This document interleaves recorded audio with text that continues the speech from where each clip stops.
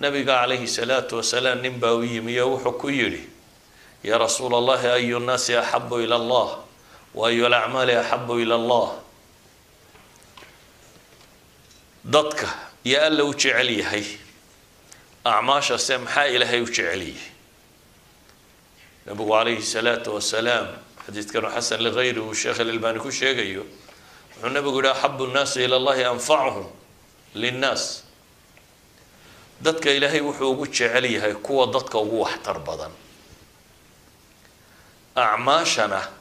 waxa loogu jecel yahay buu nabigu tilmaamay calayhi salaatu wasalaam sururun tadkhiluha calaa muslim qof muslima aad farxad geliso ka farxisid takshif canhu kurba dhib haysato aad ka faydid aw taqdi canhu daynan ama dayn lagu leeyo aad ka bixisid aw tatruda canhu juucan ama gaajo aad ka quudisid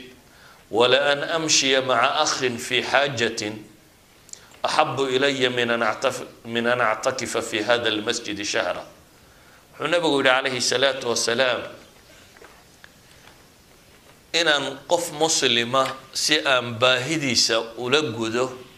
raaco ayaan ka jecelahay masaajidkayga kan waa masjidu madiina inaan bil ku ictikaafo waxaan ka doorbidayaa buu nabigu leeyahy calayhi salaatu wasalaam qof muslima baahidiisa inaan gudo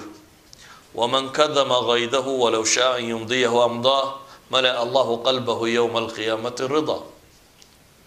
qofka cadhadiisa qarsada isagoo awoodi kara inuu guto guto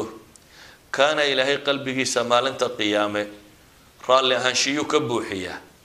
qofka walaalkii raaca ee xaajadiisa ilaa intuu uga gudayo raaca isagana maalinta qiyaame ee aanay bini aadamku sugmi karaynin baa ilaahay subxaana wa tacaala gomadiisa sugaa saddexdan xadiid aan akhriyay alfaadooda aan idin sharxay waxay wadaagaanoo sheegayaan qofka muslimkii inuu qof waxtara noqdo